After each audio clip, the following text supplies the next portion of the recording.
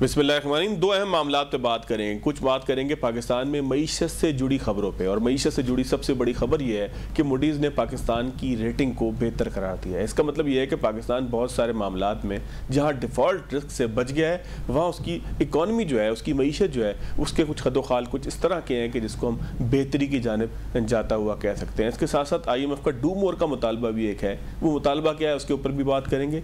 Do more का ही मुतालबा है या पाकिस्तान की वाकई कहीं पर कोई गलती है। खाकान नजीब साहब प्रोग्राम के पहले से में हमारे साथ होंगे। उनसे एक बात ज़रूर करेंगे कि FPCCI का एक इल्ज़ाम है कि बैंक पाकिस्तान में बेतहाशा मुनाफा कमा रहे हैं। FPCCI कहती है कि जब हम बात करते हैं बेतहाशा मुनाफे की, तो पहले हमने IPPs के हवाले से बात की थी और बाद में हमारी गुफ्तगू, हमारी बात, हमारा इल्ज़ाम दुरुस्त साबित हुआ था। प्रोग्राम के आखिरी हिस्से के अंदर बात करेंगे। उस्मा बुखारी साहिबा भी मौजूद हैं, दीगर वज़रा भी मौजूद हैं, और वज़ीर आला पंजाब की क़यादत है और गए हैं जापान। जापान से हासिल क्या होगा, क्या लेके आएंगे जापान से, जापान और पाकिस्तान के दरमियान ताल्लुकात के एक नए दौर का जो आगाज़ है, इसका अमेरिका के साथ पाकिस्तान के बेहतर होते ताल्लुकात से कितना लिंक है, क्योंकि 20 साल बाद कोई वज़ीर-ए-आज़म पाकिस्तान भी 2-3 माह के बाद जापान का दौरा करेगा। मेरे साथ खाकान नजीब साहब मौजूद है। खाकान साहब, बहुत शुक्रिया आपके वक्त का। खाकान साहब, सर, मूडीज़ ने पाकिस्तान की रेटिंग में कुछ बेहतरी का सिलसिला एक जो है वो दिखाया है। सर, इससे पहले भी यही हुआ था। कुछ इदारे जो है वो, जो आलमी इदारे हैं, वो पाकिस्तान की जो माशी सूरत हाल है उसके ऊपर इत्मीनान का इजहार कर रहे हैं। तो क्या ये इत्मीनान हमारे लिए भी उतना ही काबिल इत्मीनान है? साहब, जब भी मेरी आपसे बात हुई है, मैंने आपको यही कहा है कि जब भी कंट्रीज IMF के साथ इंगेज करती हैं तो एक मैक्रो स्टेबिलिटी आ जाती है। स्पेशली जो एक्सटर्नल स्टेबिलिटी है, यानी कि इस वक्त आपके रिजर्व जो हैं वो तकरीबन $14.5 अरब पे हैं। आपके जो कर्जे मौखर होने थे वो पिछले साल मौखर हो गए 14-15 अरब के। वर्ल्ड बैंक, ADB, मल्टीलैटरल्स ने रीलोनिंग कर दी आपको। सो जो $26 अरब आपने पे करना था उसको आपने हैंडल भी कर लिया। $7.2 अरब इतनी लिक्विडिटी थी मार्केट में कि आपने पिकअप भी कर लिया। सो एक्सटर्नल सिचुएशन जब भी बेहतर होती है और आप डिफॉल्ट लाइक सिचुएशन से निकल जाते हैं, तो ये तीसरी रेटिंग एजेंसी है जिसने आपको री रेट कर दिया है। पर इस जरा रेटिंग को समझ लें, फिर आपका जवाब आपके पास खुद आ जाएगा। It is 7 notches below investment grade. So एक तो पहले इसको समझे। CAA1 जो है वो ये सिग्निफाई करती है कि इमिनेंट कोई डिफॉल्ट का रिस्क नहीं है, हम अपनी जो चीजें हैं वो पूरी कर सकते हैं, बट जो शैडो ऑफ डेट है, जो शैडो ऑफ पेमेंट्स है, वो लर्किंग लार्ज है। और physical external reform, productivity reforms, energy sector reforms करना जो है वो लाजिम व मलजूम है। तो इसको इस तरह सोचना चाहिए। जब तक B कैटेगरी में नहीं आ जाते तब तक यूरोबॉन्ड या कोई और चीज लॉन्च करने की कैपेबिलिटी नहीं बिल्ड होगी। बट ये जो अपग्रेड हुआ है, इससे जो कमर्शियल रीलोनिंग होनी है वो ठीक निरखों पे हो जाएगी। होपफुली पांडा बॉन्ड बिल्ड की बुक बिल्ड की जा सकती है। लोगों के लिए तो सबसे अच्छी खबर हमेशा यही है, अभी जो सिचुएशन है उसमें, कि 5% पे अफरात-ए-ज़र आ गई है, रुपया संभल गया है। तेल की कीमत, आज डीजल भी आपने नीचा जाते देखा। क्यों? क्योंकि अगर रुपए की कदर कमजोर हो रही होती या 325 पे होती विज़ डॉलर, ना कि 283 पे होती, तो और महंगाई का तूफान आता। अब वो वक्त है कि गवर्नमेंट वो काम करे जो रियल अपॉर्चुनिटी क्रिएट कर सके। It's a price people have paid in terms of taxation. आप पे बहुत बड़ा टैक्स लगा, मैन्युफैक्चरिंग पे टैक्स लगा, नॉन सैलरीड हम जैसे कंसल्टेंसी पे टैक्स लगा। सो ये एक ओवरऑल जायजा है, but one should be happy कि there is macro stability. 24th time we are in an fund programme, emergency doctor के पास हैं। इससे एक stability, time and space to do all that we can do. और specially 10th मई के बाद मैं कहता हूं, एज अ रिस्पॉन्सिबल नेशन बहुत स्पेस मिल गई है हमें अपने स्ट्रक्चर्स को ठीक करने की। So it's a good story for Pakistan. अच्छा सर, एक है तो अच्छी खबर नहीं, लेकिन बहरहाल एक खबर है कि मनी लॉन्ड्रिंग के हवाले से IMF कहता है कि पाकिस्तान के इकदाम नाकाफ़ी हैं। सर, हम सब कुछ करने के बाद भी नाकाफ़ी के स्टेज पे क्यों खड़े हैं sir? So, you know, I really understand the subject well, और इसकी वजह यह है कि जब APG, एशियन पैसिफिक ग्रुप, और जो दूसरा FATF पेरिस में ये हमें मॉनिटर कर रहे थे, और आज से कई साल पहले हम इससे निकलने की कोशिश कर रहे थे जब हम निकले इस इशू से, ग्रे लिस्ट से। तो ये जो काम हो रहा था, हमने 27 बेंचमार्क्स एक मैट्रिक्स में हल किए जिसमें बेशतर लेजिस्लेटिव प्रॉब्लम्स थी। फिर कोऑर्डिनेशन की प्रॉब्लम आ रही थी सारे इनके साथ, प्रोविंसेस के साथ, उसको जाके हल किया। अभी ये सब हल कर पाए थे। मैं पेरिस भी जाता था उस वक्त की टीम के साथ, उस वक्त की वजीर खजाना के साथ, और तो हमें एक और 7 पॉइंट का मैट्रिक्स दे दिया गया और हमारी डुअल मॉनिटरिंग हो रही थी। एपीजी एक कर रहा था, एशिया पैसिफिक ग्रुप, और फैटिफ अलहदा कर रहा था। फिर एक 7 पॉइंट का मैट्रिक्स दिया गया। आई थिंक उसका 1 साल का टाइम था, हमने रिकॉर्ड 6 मंथ्स में वो भी पूरे कर दिए। So you know honestly I think we have come a long way from where we were to where we are today. एक तो ये बात बिल्कुल क्लियर है, और चूंकि you know I have been involved in the whole process, I have you know been one of the people in the process. चले खाकान साहब, आप इतना तो कह रहे हैं कि हम जो कुछ कर रहे हैं वो ठीक कर रहे हैं, ठीक है कि डू मोर की ख्वाहिश है आईएमएफ की, लेकिन कर हम ठीक रहे हैं। बिल्कुल, पर अब ये जो आईएमएफ वाली बात है ना, मैं इसको एक और तनाजुल में देखता हूँ। यार देखिए, जब आप आईएमएफ से नेगोशिएट करते हैं, बिकॉज 13-16 का अगेन एक प्रोग्राम है जो पाकिस्तान ने कंप्लीट किया है, और उस टीम को जिसमें ये एंकर कर रहे थे, you know I was a की पार्ट। आप आईएमएफ को जो स्पेस देते हैं ना कि काम करने की, आपने कहा कि ग्लोबल ये हम एक गवर्नेंस की डायग्नोस्टिक रिपोर्ट करते हैं, मुझे नहीं पता कि इसकी जरूरत ही क्यों पेश आई है। यू नो आप आईएमएफ के साथ fiscal framework, external framework, taxation framework, energy framework, ये ऑलरेडी बड़ा डीप प्रोग्राम था। अब इस गवर्नेंस की डायग्नोस्टिक करना, उसमें ये एएमएल को देखना कि क्यों जरूरत पेश आई। Maybe I would have said कि यार I mean this is not the time to go into this, हम बहुत से और काम कर रहे हैं, maybe we can wait it out, because जब भी आप कोई काम करेंगे, मैं आपके चैनल का डायग्नोस्टिक आके कर दूं ना, तो मैं आपको 4 चीजें तो बताऊंगा ना कि फौज साहब आप उनको बेहतर कर सकते हैं। ये तो गिवन है ना यार। अब आपने कहा जी बेनामी लॉ बनाया, मुझे मतलब I am very aware of हमने क्या लॉ बनाया था। अब उस पे आके आप कहेंगे जी आपने सारा जो डेटा इकट्ठा किया है उसमें 10% ऐसा रह गया। मैं नहीं कह रहा कि 10% रह गया, हो सकता है 20% रह गया हो, कि आपने उसमें जाके सही डेटा मैचिंग करके ये नहीं बताया कि फवाद का एनआईसी था, फवाद की प्रॉपर्टी खरीदी गई, कि फवाद का जो भाई था उसके नाम पे प्रॉपर्टी थी और वो बेनामी थी। हो सकता है ऐसा हो, मैं मान भी सकता हूं। ये बहुत से ममालिक में ऐसा होगा जो डेवलपिंग स्टेज पे हैं। सो इस रिपोर्ट को पहले ये है कि इस पे कमेंट करने से पहले एक तो कमेंट ये है कि क्यों इसकी जरूरत पेश आई, उधर ही निगोशिएट कर लेना चाहिए था। चलें आगे, ये let's read this report in detail. पहले जुलाई में आनी थी, अब अगस्त में आ जाएगी, क्योंकि रिपोर्ट उनकी साइड की प्रिपेयर्ड है, पाकिस्तान का एक रिस्पॉन्स भी आ जाएगा उस पे। Let's read this in detail. ये माइनर चीजें हैं, अगर एडजस्ट होने वाली तो कर लेंगे। अगर कोई मेजर फ्लॉ है, जो मेरा ख्याल है फौज साहब के नहीं होगा, अगर कोई मेजर फ्लॉ है तो उसको भी देखा जा सकता है, बट ये माइनर एडजस्टमेंट्स होंगी कि जी एएमएल में ये कहा गया था, आपने ये नहीं किया। एएमएल अथॉरिटी को स्ट्रेंथन कर लें, कोऑर्डिनेशन बेहतर कर लें। मैं पाकिस्तान में सारा वक्त कहता हूं कि कोऑर्डिनेशन, मतलब उसमें ये भी वो कह रहे हैं कि कोऑर्डिनेशन बेहतर कर लें। कोऑर्डिनेशन फेलियर जो है पाकिस्तान का, वो तो इंप्रूव करने की हर सतह पे जरूरत है। जो फेडरल के काम है वो फेडरल करे, जो प्रोविंशियल का काम है वो प्रोविंशियल करे, तो हम भी खुद कहते हैं ये सब चीजें। So let's see the report, but I think we have done enough to stand high कि हमने तो आप ये कह सकते हैं कि जो हम खबर का टाइटल निकाल रहे हैं कि पाकिस्तान अहदाफ के असूल में नाकाम रहा, ये टाइटल ठीक नहीं है। उसमें ये हो सकता है कि कमी रही, अहदाफ पूरा नहीं हो सके, उसकी जानिब जो है वो पाकिस्तान की सिमत दुरुस्त है। इसको यकसर कह देना कि नाकाम रहा, ये दुरुस्त नहीं है, इसका मतलब यही हुआ। मतलब उस रिपोर्ट का जब तक जुजियात में जायजा ना लें किस चीज में कितनी कमी है, अगर किसी चीज में 5% की कमी है तो अब ये कह देना कि नाकाम रहा है, that would not be fair.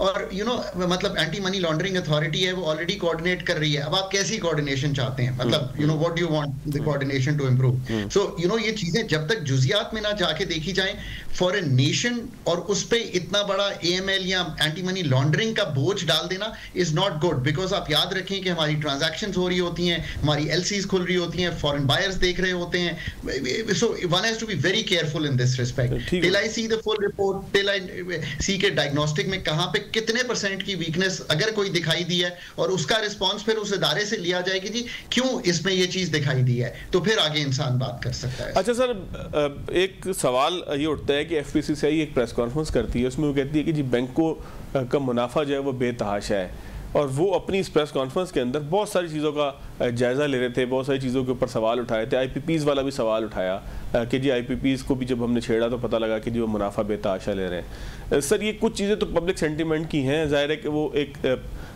ताजरों की सियासत या आप समझ लें कि कारोबारी हजरात की एक सियासत है। ये इन कुछ चीज़ों को तो हम कह सकते हैं कि इस तरह की किसी बात का मकसद ये हो सकता है कि जी अपने पॉलिटिकल गेन्स हों, लोगों के अंदर एक जो है वो पजीराई का मामला हो। लेकिन जब आप इसको मेरिट पर देखते हैं तो सर ये हकीकत नहीं है कि बैंक बेताशा पाकिस्तान में मुनाफा कमा रहे हैं, हुकूमत को कर्जे दे के मुनाफा कमा रहे हैं, हर तरह से मुनाफा कमा रहे हैं।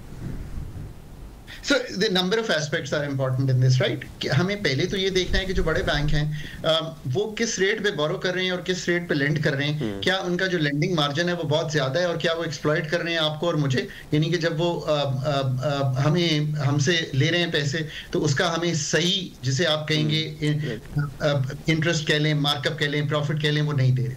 अब ये रेगुलेटर का काम है कि वो ये चीज देखे। सो नंबर एक, अगर ये बात दुरुस्त है तो चले हम इसकी जुजियात में जायजा ले लेते हैं। So if there is any exploitative nature, यानी कि नेट इंटरेस्ट मार्जिन अगर बहुत ज्यादा है, मैं कि दुनिया में अगर कह दें जी 1.5-2% का नेट इंटरेस्ट मार्जिन और पाकिस्तान का बहुत ज्यादा है, तो state bank should come clean and से कि जी पाकिस्तान में ये पोजीशन है, तो क्यों कंपेटिटिव बिहेवियर कम है कि 5-6 बड़े बैंक हैं वो ये काम कर रहे हैं और एक कंपटीशन की फिजा नहीं बन रही कि क्या कोई कलूजन है। मेरा नहीं ख्याल कि ऐसा होगा, तो इसको देख लिया जाए। क्या और कंपेटिटिव मार्केट बनाने की जरूरत है, क्या बैंकिंग स्पेस बढ़ाने की जरूरत है, एक तो ये बात है। सो इसका जायजा लिया जा सकता है। ऐसा हो सकता है and you know state bank should be doing the regulatory framework, साथ सीसीपी को करना चाहिए। दूसरी बात यह है कि यार बैंक इसलिए कंपेटिटिव नहीं होते, ये प्रॉब्लम तो हमारे मालियाती खसारे की है। अगर 80% आज भी बोरोर स्टेट होगी और बाकी ये जो 80% है, सॉरी पहले इसकी बात कर रहे हैं, ये रिस्क फ्री है आपका, तो ऑब्वियसली मुनाफा रिस्क फ्री बहुत आ रहा है, तो आपकी प्रॉफिटेबिलिटी बहुत अच्छी आ रही है, क्योंकि नॉन परफॉर्मिंग लोन तो इसमें होगा नहीं। स्टेट ने तो देने ही देने हैं वो पैसे, आज नहीं देगी तो कल देगी, रोल ओवर हो जाएगा या आप वापस लेके फिर नया पीआईबी इशू हो जाएगा। So what I am trying to say is कि इतना बड़ा अगर रिस्क फ्री मार्जिन हो जहां पे, तो मुनाफा ज्यादा होगा। और जो बाकी 20% रह जाता है उसमें वो बड़े ग्रुप्स को दे देते हैं, तो छोटों में, एसएमईज में, पाकिस्तान में 52 लाख एसएमईज हैं, 52 लाख, ठीक। ये फिगर जरा नोट करें, बाकी बात सारी बड़ों की हो जाती है। उसमें से 1,84,000 है जिसके पास फॉर्मल फाइनेंस है। So that's the answer to your question कि चूंकि वो बड़े सनतकार और 80% गवर्नमेंट को देते हैं, तो कंपेटिटिव बिहेवियर नहीं क्रिएट होता। उनके पास एसएमई पे जाकर लोन देने की कोई इंसेंटिव स्ट्रक्चर नहीं है। अगर ये 80% गवर्नमेंट निकलना शुरू हो, हम अपना मालियाती खसारा बहुत कम कर दें, अपने एक्सपेंडिचर को तोड़ के, गवर्नमेंट के साइज को कम करके, एनएफसी को ठीक करके, ये सारे काम करके, फिर जो बैंक है उनका मार्केट कंपेटिटिव खुद ही हो जाएगी, बिकॉज उन्होंने 80% आपको और मुझे लेंड करना है, फिर वो एसएमईज के पास भी जाएंगे। That is how this market has to be created. क्या ये सब कुछ करने के लिए हमें ये सारे काम करने हैं? ये करने पड़ेंगे, वरना जो फाइनेंस होती है ना, वो लाइक ब्लड होती है इकोनॉमी में। जब तक वो फ्लो करेगी नहीं, जब तक वो स्टॉक मार्केट में, जब तक वो मैन्युफैक्चरिंग में, इसी तरह एग्रीकल्चर में, जब तक ये फ्लो करेगी नहीं। मैंने तो आपको एसएमईज का फिगर दिया है, हालांकि इस साल अथॉरिटीज ये कह रही हैं कि जी 40% लोनिंग बढ़ गई है। यार बढ़ के भी यू हैव टू सी खड़े कहां पे हैं। अगर पिछले साल 1,71,000 के पास लोन था और इस साल 1,84,000 के पास है और 52 लाख एसएमईज हैं पाकिस्तान की, so that is the competitiveness of the banks that you have to see. अब एग्री में there is only one bank जिसका आप जिक्र सुनते हैं, दूसरा ZTPL था। अब ZTPL we have not been able to run, और आज उसकी प्राइवेटाइजेशन के लिए हम आगे बढ़ रहे हैं। सो एक ज़राई तरक्कियाती बैंक जो इस चीज के लिए बना था, हम पब्लिक सेक्टर में अच्छा नहीं चला सके, तो उसको अब हम बेचने जा रहे हैं, और इस कदगन से भी शायद उठा देंगे कि वो एग्रीकल्चर की लोनिंग करे। It would become like a normal bank.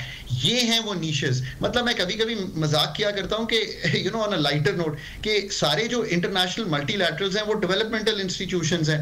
अब हमने जब ये NDFC और ये सारे अदारे बनाए, एज IDBB बनाया एज डेवलपमेंट इंस्टीट्यूशंस, तो सबने हमें कहा कि इसको बंद कर दें। तो इसका मतलब है कि डेवलपमेंट इंस्टीट्यूशंस नहीं बनने चाहिए। ये हैं थॉट प्रोसेसेस जिस पे बैठ के ना गवर्नमेंट में बात होनी चाहिए। ये हैं वो थॉट प्रोसेसेस जिन पे मीटिंग्स करनी चाहिए कि डेवलपमेंटल जो प्रोसेसेस हैं उनको स्ट्रीमलाइन कैसे करना है और कैसे प्राइवेट सेक्टर को चैनलाइज करना है, ये credit which is like blood flow to the body. इस तरह आप जरूर कह सकते हैं कि कंपेटिटिवनेस में बहुत इंप्रूवमेंट की गुंजाइश है बैंकों में। बट अगर सरकारी तहवील के बैंक को देखें और प्राइवेट सेक्टर को देखें, तो obviously they have performed better. उनसे हम 44% टैक्स भी लेते हैं आज, और कुछ मार्केट लोनिंग भी उन्होंने की है। इस प्रोसेस को ज़्यादा कंपेटिटिव, वेल रेगुलेटेड मार्केट बनाने की ज़रूरत है। SBP is the main regulator for this. One really hopes कि ये जो अगर बात आई है तो एसपीपी इस पे एक पेपर लिखे, एक comparative analysis south Asia Australia का दे दे हमें, हमारे साथ सिमिलर कंट्रीज हैं कि जी पाकिस्तान के एनआईएम्स नेट इंटरेस्ट मार्जिन ये हैं, साउथ एशिया के ये हैं, ऑस्ट्रेलिया के ये हैं, ये हमारे उनको ठीक मिल रहा है जो सेविंग्स रेट पे या नहीं ठीक मिल रहा, या आगे कैसे बढ़ने की जरूरत है। I think that's the process to be follow. बहुत शुक्रिया खाकान नजीब साहब, सर आप हमारे साथ मौजूद थे। नाज़रीन एक छोटा सा ब्रेक लेंगे, ब्रेक के बाद आगे की तरफ चलेंगे, कुछ जायज़ा लेंगे कि वज़ीर-ए-आज़म पाकिस्तान 1-2 माह बाद जापान जा रहे हैं और जापान पहुंची हैं वज़ीर आला पंजाब, क्या हासिल करेंगे, जा क्यों रहे हैं, ब्रेक के बाद। ब्रेक के बाद खुशामदीद। मरियम नवाज जापान पहुंच चुकी हैं और वज़ीर पाकिस्तान भी 2-3 माह बाद जापान जाएंगे। आखिर पाकिस्तान को जापान से मिलेगा क्या, तिजारत के और ताल्लुकात के किस नए दौर का आगाज़ होगा, क्योंकि 20 साल बाद वज़ीर पाकिस्तान जापान का दौरा करेंगे। मरियम नवाज साहिबा पंजाब के अवाम के लिए क्या लाएंगी, एक वफ्द लेकर गई हैं साथ, जिसमें उज़्मा बुखारी भी हैं, दीगर वज़रा भी हैं, क्या हासिल होगा। मेरे साथ बड़ा सीनियर पैनल मौजूद है, इरफान सिद्दीकी साहब मौजूद हैं, जंग और जियो के लिए बहुत तवील अरसे से जो है वो लिख भी रहे हैं और रिपोर्टिंग भी करते हैं, सीनियर सहाफ़ी हैं, जापान से उन्होंने ज्वाइन किया है। इरफान सिद्दीकी साहब आपका बहुत शुक्रिया सर, आप तशरीफ़ लाए प्रोग्राम में। साथ नूर अवान साहब मौजूद हैं, मुस्लिम लीग नून जापान की नुमाइंदगी करते हैं, और जब जापान में नून लीग की क़यादत पहुँचेगी तो नूर अवान साहब पाकिस्तान के लिए वहाँ से क्या तोहफ़ा भेजेंगे, तिजारती मुआहदे होंगे, दिफाई मुआहदे होंगे, क्या होगा, कम्युनिटी क्या सोचती है, इस हवाले से भी ज़रूर पूछेंगे। सिद्दीकी साहब सर आप ही फरमाइएगा सर, 20 साल के तवील अरसे के बाद जापान के साथ कोई तिजारती मामलात के ऊपर कोई वफ्द एक पहुँच रहा है, वज़ीर आला पंजाब जो है वो वहाँ पर जा रही हैं, और जापान, मेड इन जापान को तो पाकिस्तान में वैसे ही बड़ी अहमियत दी जाती है, तो इस दौरे को एक सहाफ़ी की हैसियत से आप कितना अहम समझते हैं, क्या कुछ इसके अंदर होगा सर? जी फवाद साहब, इस वक्त एक बड़ा टर्न बैक आया है जापान की फॉरेन पॉलिसी के अंदर, क्योंकि हमेशा ऐसा होता है कि जापान जो है अमेरिका की फॉरेन पॉलिसी को फॉलो करता है। अब सडनली जो अमेरिका के ताल्लुकात जापान के इंडिया के साथ जो कशीदा हुए हैं, जिसमें जो टैरिफ का इजाफा किया गया है और भी बहुत सारे इनके मसाइल हैं, तो सडनली अमेरिका ने पाकिस्तान को फौकियत देना शुरू की है। तो जैसे ही अमेरिका ने पाकिस्तान को अहमियत देना शुरू की है, तो जापान की तरफ से भी वो अहमियत का इजहार होने लगा है। इसी हवाले से अभी मरीम नवाज साहिबा को जापान के दौरे की दावत दी गई है, और अगले माह अक्टूबर के अंदर प्राइम मिनिस्टर शहबाज शरीफ को दौरे की दावत दी जा रही है। तो एक बहुत बड़ा टर्न जापान की पॉलिसी में आया है, और पाकिस्तान को सडनली बहुत ज्यादा अहमियत दी जाने लगी है। तो माजी में जापान पाकिस्तान को सबसे ज्यादा ओडीए ऑफिशियल डेवलपमेंट असिस्टेंस इमदाद देने वाला मुल्क रहा है, लेकिन माजी जिस तरह से अमेरिका का टर्न भारत की तरफ हो गया था, तो जापान भी भारत की तरफ रुख कर गया था। अब अमेरिका वापस पाकिस्तान की तरफ आया, तो जापान भी पाकिस्तान की तरफ आ चुका है। अब मरियम नवाज साहिबा की जापान में एक बड़ी अच्छी इंपॉर्टेंस है। नंबर 1 ये कि जो हमारी जापान की हुकूमती ओहदेदारों से बात हुई है, वो ये कहते हैं कि मरियम नवाज साहिबा जो पाकिस्तान का एक इमेज है, वो थोड़ा सा जो नेगेटिव इमेज है उसको मुस्बित करने में बड़ा इंपॉर्टेंट रोल प्ले करेंगी। एक सॉफ्ट इमेज उनका है जापान के अंदर, काम बहुत अच्छा कर रही हैं, उनकी जो डिलीवरी है जो पंजाब के अंदर, वो तो जापान की जो गवर्नमेंट है, जापान की जो एम्बेसीज हैं वहाँ पे पाकिस्तान में, वो बड़ी अच्छी रिपोर्ट्स मरीम नवाज साहिबा के हवाले से जापान भेजती रही है, और इसी वजह से उन्होंने पंजाब को सिलेक्ट किया है वजीर आला को कि जापान बुलाया जाए और उनके साथ पंजाब के अंदर फर्दर काम किया जाए। इससे ये भी पता चलता है कि फ्यूचर में भी मरीम नवाज साहिबा का पाकिस्तान के फ्यूचर में एक कोई बड़ा रोल है। जी ठीक हो गया। मैं जरा नूर अवान साहब से पूछूं, नूर अवान साहब आपके पास क्या खबरें हैं सर, पार्टी क्या बंदोबस्त करेगी अपनी क़यादत का, वहाँ पर कोई तकरीब आप लोग रखेंगे, इसके अलावा हुकूमती सतह पर क्या चीज़ें जो है वो डिस्कस होंगी सर? जी बिस्मिल्लाह रहमान रहीम, बहुत शुक्रिया फात भाई।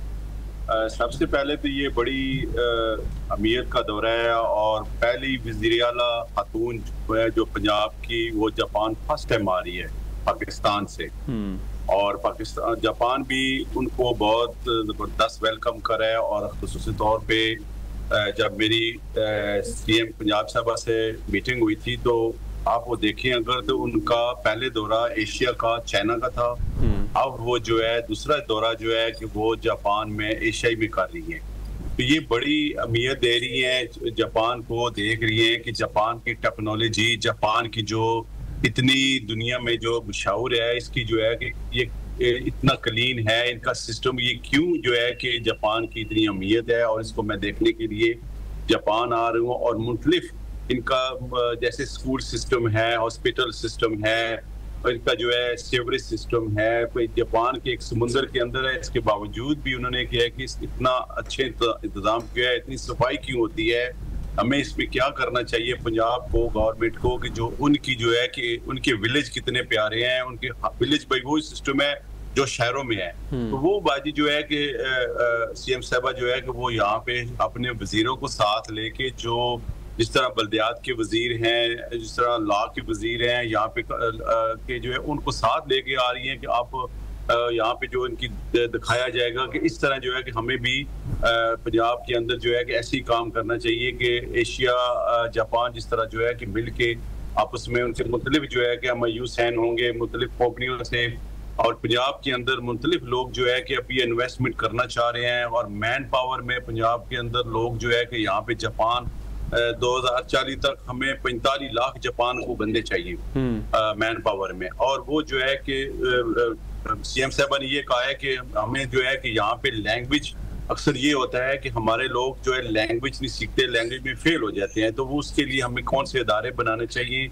मुख्तलिफ इन लोगों से यहाँ पे इस किस्म की बिजनेस कम्युनिटी से मीटिंग है, और खुसूसन PMLN जापान ने जो है खुसूसी उनके शानदार इस्तकबाल के लिए एक प्रोग्राम इवेंट रखा हुआ है। इंशाल्लाह ताला भरपूर ये पहला दुनिया में जो है कि इवेंट कर रही है, जो सियासी इवेंट भी होगा और यहाँ की कम्युनिटी भी उसमें शामिल होगी, जो लोगों को वो सीएम साहबा को मिलने जाते हैं। और यहाँ पे जो जापान के अंदर ओवरसीज पंजाब में जो रहते हैं उनको मैंने ये पैगाम दिया है कि किसी का कोई मसला है, किसी के घर पे कब्जा है, किसी की जमीन पे कब्जा है, किसी से कुछ ज्यादती कर रहा है, तो वो भी मुझे उन्होंने प्रोफाइलें बना के दी हैं लोगों को, जो मैंने सीएम साहबा से उनकी फौरन हल भी करवानी है।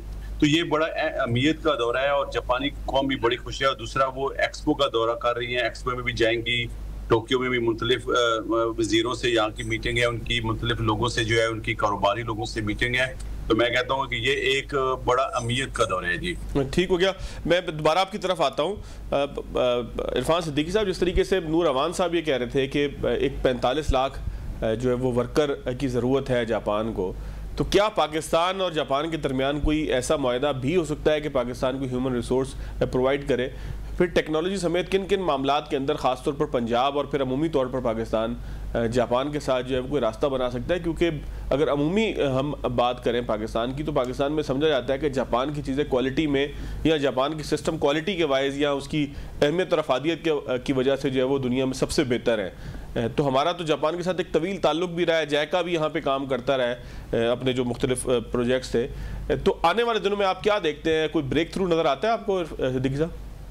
जी बिल्कुल, जापान को लेबर की शॉर्टेज का सामना है और पाकिस्तान खुशकिस्मती से उन ममालिक में शामिल है जिन 8 या 9 ममालिक को जापान ने शॉर्टलिस्ट किया हुआ है जहां से लेबर्स को मंगाया जा रहा है। तो ये ऑलरेडी एक प्रोग्राम स्टार्ट हो चुका है, सिग्नेचर हो चुके हैं, पाकिस्तान से लोग आना शुरू हो गए, लेकिन ये तादाद बहुत कम है। अब मरियम नवाज साहिबा के आने से शायद इस बात का इम्कान है कि पाकिस्तान में या पंजाब गवर्नमेंट इसको फोकस करेगी, वहां पे लैंग्वेज स्कूल्स खोलेगी जापानी सिखाने के, और ज्यादा से ज्यादा लोगों को जापान भिजवाने के लिए जो बेसिक सपोर्ट की जरूरत होती है हुकूमत की तरफ से वो प्रोवाइड करेगी। जहां तक जापानी सरमायाकारी की बात है, इस वक्त पंजाब गवर्नमेंट की तरफ से, मरियम नवाज साहिबा की तरफ से जापान के अंदर एक इन्वेस्टमेंट कॉन्फ्रेंस भी हो रही है इसी दौरे के दौरान, जिसकी मरियम नवाज साहिबा होस्टिंग करेंगी, और उसमें जापान के तमाम बड़े सरमायाकारों को शिरकत की दावत दी गई है और उनको पंजाब में खुसूसी फैसिलिटीज प्रोवाइड की जाएंगी। उनको बताया जाएगा कि हुकूमत पंजाब उनको क्या क्या सहूलियात फराहम करिए जापानी सरमायाकारों को कि वो पाकिस्तान में आए, पंजाब में आए और वहां पर सरमायाकारी करें। इससे जापान की एक बड़ी इन्वेस्टमेंट का उम्मीद है कि जापान की एक बड़ी इन्वेस्टमेंट पंजाब में आएगी और हुकूमत पंजाब उसको भरपूर सपोर्ट फराहम करेगी ताकि पाकिस्तान के अंदर ज्यादा से ज्यादा जापानी सरमायाकारी भी हो और पाकिस्तानी लोगों को जापानी कंपनियों में रोजगार हासिल हो सके। तो नंबर 1 तो ये हम अगर बात करें, पाकिस्तान में जिस वक्त भी बड़े गाड़ियों के प्लांट मौजूद हैं कि जो 30-40 साल से मौजूद हैं, वो जापान से ही आए हुए हैं। तो क्या हम ये समझ सकते हैं कि टेक्नोलॉजी ट्रांसफर या टेक्नोलॉजी के हवाले से भी जापान पाकिस्तान को उसी तरीके से सपोर्ट करेगा जैसे माजी में करता रहा है? बिल्कुल, जापान के बड़े प्लांट्स जो हैं बड़ी बड़ी कंपनियों के यहाँ मौजूद हैं, लेकिन एक जो पाकिस्तान को शिकायत रही है जापान से कि जापान ने एक जब मुआहिदा किया था 40 साल पहले, तो उन्होंने ये कहा था कि हम गाड़ी को 7 साल के अंदर लोकलाइज कर देंगे। लोकलाइज करने का मतलब ये होता है एक गाड़ी में अगर 7,000 पुर्जे हैं तो 7,000 पुर्जे बनाने की फैक्ट्रियां पाकिस्तान में लग जाएंगी और उनमें हजारों बल्कि लाखों लोगों को रोजगार मिल सकता है। लेकिन अभी 40 साल गुजरने के बावजूद जापान अभी तक 40 to 50% ही लोकलाइजेशन करा सका है, बाकी 50% अभी भी वो पुर्जे भेज के पाकिस्तान में गाड़ियां असेंबल करा लेते हैं। जबकि इसी तरह इंडिया में देखा जाए तो वहां पर वो 7 साल के जब उन्होंने मुआहिदा किया, 7 साल के अंदर लोकलाइजेशन पूरी कर दी।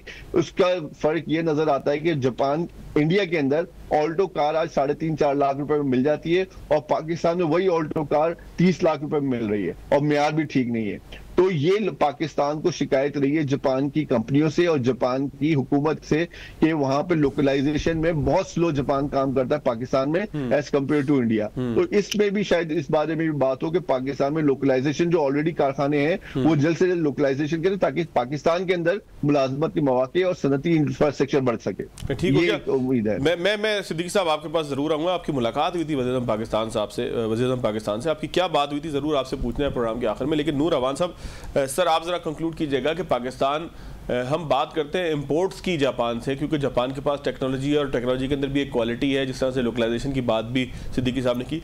लेकिन एक बड़ा सवाल है कि क्या पाकिस्तान के लिए कोई ऐसी मंडी मौजूद है जापान में कि पाकिस्तान कुछ मसनूआत बना के जापान भेज भी सके? ऐसा हो रहा है? क्या हो सकता है सर इसमें? जी फाज भाई, बात असल में ये है कि आप देखिए दुनिया में कैंसर जैसी मोजी बीमारी जो है, अब दुनिया में उसको जो है कि जापान के अंदर ऐसा टेक्नोलॉजी दी गई जो कीमोथेरापी नहीं होती। आपको पता है जब मरीज को कीमोथेरापी हो तो उसको बड़े उसके तसरात होते हैं। अब उन्होंने एक ऐसी टेक्नोलॉजी निकाली है जिससे कीमोथेरापी नहीं होगी और श्वास से जो है कि उसको किया जा सके। ये टेक्नोलॉजी यहाँ से जापान से लेके जाने की मुझे एक हॉस्पिटल में उनसे बात हो रही है उन लोगों से कि ये जो पंजाब के अंदर जो हॉस्पिटल है ये सहूलत जो है हम वहां पे लेके जाए। देखिए आपसे 40 साल पहले या कुछ अर्सा पहले वो टेक्नोलॉजी जापान जो ले गया अब वो पुरानी हो गई है। दुनिया अब बहुत आगे निकल चुकी है और जापान भी उसके साथ साथ तरक्की करता जा रहा है। जैसे कि अब एक विलेज है जो मॉडल विलेज है, कि यहाँ पे जो मॉडल विलेज है उसको कैसे बनाया है इन्होंने, इसको कैसे वो देख रहे हैं, वो चीज वो देख के वही विलेज एक जो है कि बना के उसकी दूसरा मॉडल जो है कि पूरे पंजाब में वो फैलाना चाह रही है। फिर ये कि यहाँ पे इतना ला सख्त है, ला कानून की क्या चीजें हैं, ये क्या इतना क्यों लोग जो है कि बगैर उसके घूमते हैं फिरते हैं, इनकी कोई किसी जगह के जापान दुनिया में सेफ्टी कंट्री कहा जाता है इसकी क्या वजह है? तो यही चीज जो है कि मैं कहता हूँ कि बहुत सी टेक्नोलॉजी ऐसी जो अब आ गई है जो पाकिस्तान के लिए भी हम बहुत अभी थोड़ा पीछे हैं। अल्हम्दुलिल्लाह इंशाल्लाह ताला वो जो आप ये जिस तरह मरियम बाजी काम कर रही है पंजाब में, मैं कहता हूँ कि आप अगर 5 साल अल्लाह के फजल से इनको मुकम्मल करेंगे, आप देखेंगे ये जापान की बहुत सी चीजें बल्कि दुनिया की मुख्तलिफ चीजें वहाँ पे जो है कि पंजाब के अंदर काम कर रही होंगी। और जापानीज लोग, मेरी आज भी मीटिंग थी जापानीज की, कुछ यहाँ के सीईओ से, वो जापान पाकिस्तान के अंदर इन्वेस्ट करने में सीरियस हुए हैं और उनको पता है कि ये सिर्फ चीफ मिनिस्टर जो है कि वो पंजाब की नहीं है, ये सबका प्राइम मिनिस्टर की 3 दफा प्राइम मिनिस्टर की बेटी भी हैं और इनके अभी जो है अंकल जो है वो भी प्राइम मिनिस्टर हैं। ये कि पाकिस्तान को अगर इन्होंने एटमी पावर भी इन्होंने बनाया है, इन्होंने मेट्रो भी बनाई है, इन्होंने मोटर भी बनाया है, तो यही जो है कि ये एक फैमिली है जो पाकिस्तान के लिए बेहतरीन तरीके से इंशाल्लाह ताला पाकिस्तान को हमेशा जो है कि ऊपर लेके जाएगी। यही मरियम नवाज शरीफ साहब को इसलिए जापानी लोग जो है कि मेरी आज जो मीटिंग हुई है वो पाकिस्तान के अंदर और खुसूसन पंजाब के अंदर इन्वेस्टमेंट करने में बहुत सीरियस है। बिल्कुल ठीक है। इरफान सिद्दीकी साहब, आपकी मुलाकात हुई थी शहबाज शरीफ साहब से, क्या गुफ्तगू हुई थी सर? क्या मामलात हो सकते हैं कि जब वज़ीर पाकिस्तान तशरीफ लाएंगे? सुना है कि जी वो अक्टूबर के पहले हफ्ते के अंदर जो है वो जापान जाएंगे। जी देखिए, लास्ट टाइम 2005 में शौकत अजीज पाकिस्तान के बतौर वजीर आजम जापान तशरीफ लाए थे। अब 20 साल के बाद किसी वजीर आजम को दौरे जापान की दावत मिली है और वो शहबाज शरीफ साहब हैं। शहबाज शरीफ साहब का बड़ा एक अच्छा इंप्रेशन है जापान में और बड़े हार्ड वर्किंग समझे जाते हैं, बहुत कमिटेड समझे जाते हैं और जो बात करते हैं उस पर पूरा उतरते हैं, अपने अल्फाज के और वादों के भी पक्के समझे जाते हैं। तो उनके लिए हुकूमत जापान एक बहुत बड़े पैकेज के ऊपर काम कर रही है, पाकिस्तान के लिए खासतौर पे, कि जब शहबाज शरीफ आए और यहाँ पर कई मुआहदे को हतमी शक्ल दी जा रही है कि पाकिस्तान में भारी सरमायाकारी हो, पाकिस्तान में भारी इमदाद, दोबारा से पाकिस्तान को मुख्तलिफ तकनीकी शोबे में इमदाद फराम की जाए, पाकिस्तान को माशी तौर पर अपने पैरों पर खड़ा करने के लिए हुकूमत जापान क्या रोल प्ले कर सकती है। तो इस हवाले से जापान की तरफ से तैयारियां जारी हैं। दूसरी तरफ पाकिस्तान भी जापान के साथ बहुत सारे शोबों में, खासतौर पे आईटी के शोबे में काम करने में, फरोग देने में कोशिश कर रहा है। पाकिस्तान आईटी माहिरीन को जापान भेजा जाए और खासतौर पे सेहत के शोबे में पाकिस्तान अपने वर्कर्स को जापान भेजना चाहते हैं। तो इस हवाले से मुझे उम्मीद है कि शहबाज शरीफ साहब के जब जापान का दौरा करेंगे तो इस हवाले से बड़े अहम मुआहदे होने की तवक्को है कि पाकिस्तान की वर्कफोर्स जापान आए और जापान की सरमायाकारी पाकिस्तान जाए। बहुत शुक्रिया इरफान सिद्दीकी, सीनियर सहाफ़ी जापान से मेरे साथ मौजूद थे। नूर रवान साहब नून लीग जापान के जो है वो नुमाइंदे हैं, आपका भी बहुत शुक्रिया। नदीन, आज के प्रोग्राम से इतना ही याद दीजिएगा। अल्लाह हाफ़िज़।